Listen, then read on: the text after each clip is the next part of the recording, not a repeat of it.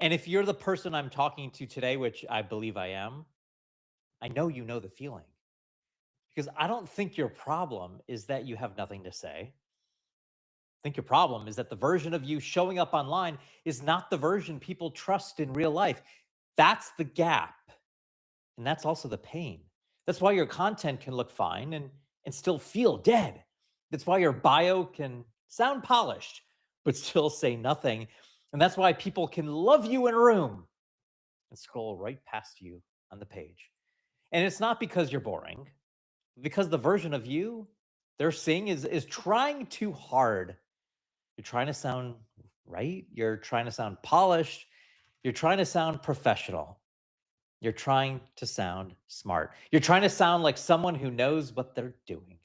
And the more you do that, the more people feel less. And that's the part this. The polished version of you is not always the strongest version. And in fact, a lot of the time, that polished version is actually the weakest because people don't connect with polish and produced and beauty. They connect with the truth. They connect with the version of you that feels real, the one that is not sanding down every edge, the one that's not trying so hard to sound impressive, the one that forgot to perform. All right, so I'm going to show you what I mean. It was June 10th, a couple years ago, and a unbelievable real estate investor and star of Zombie House Flipping Family Business, May 30th, on A&E, in a show I helped create, Tommy Har and his family. So Tommy, he sent me a folder. It wasn't a pitch deck, not some fancy polished presentation. Definitely wasn't a big produced sizzle reel, though I would be the one that does that. But it was just a simple folder. It was videos of his family, of his business, his life. And I watched the videos, and then I found this 30-second clip. It was him and his wife, a very real moment that maybe we felt like we shouldn't be there. It was a pregnancy announcement. There wasn't a crew, there was no lighting, no director, no camera crew, no performance. Just two people and a family in a real moment. And I watched it once and I texted him back and go, Tommy, we got a television show. That is the big thing. That is a big thing to say after just watching one clip. So the real question is why? Why did that work? Now, it wasn't the production because there wasn't any. It wasn't because it was polished because it definitely wasn't. And it was not because Tommy was trying to impress me. That wasn't the point. And that is exactly why it worked. For those 30 seconds, no one performed. No one was trying to be on a television show. No one was trying to look good. No one was trying to sound right. They were just there, present, real, unguarded, perfect. The kind of truth that's hard to ignore. That's what I felt. That's what landed. That's what lands in branding too. The real version of you works better than the version that's trying too hard every time. Now, let me be clear. I'm not saying sloppy will always win. I'm not saying to stop caring. I'm not just saying just throw anything online and call it authentic. Nope, that's not what I mean. I mean, the more you overmanage, overproduce yourself, the less people are going to feel you. And that's the point. And I think a lot of people and a lot of smart people are doing exactly that. They're managing and producing every word, cleaning up every sentence. Take one, take two, take three, take four. You know this. I only do one take. If you hear my dog in the background, you hear my phone ring, that's okay. I'm not polished, not sounding or trying to sound credible, not trying to sound like the version of themselves or myself that I think you will respect. And when you do all of that, the real person disappears if you do that. And that's why the content feels flat, not because there's no value, but because the value is buried under too much performance. No, don't do that. That is what I think a lot of people need to hear, including you. You don't need to be or sound more polished. You need to sound more true, more real, and that's different. That polished version, produced version, might be easier to post. that real version of you is easier to feel. And people trust what they can feel. That's true in TV. It's true in sales. It's true in branding. That's definitely true in life. That polished pitch almost never does what an honest moment does. A perfect about me almost never does what one story does, one real story.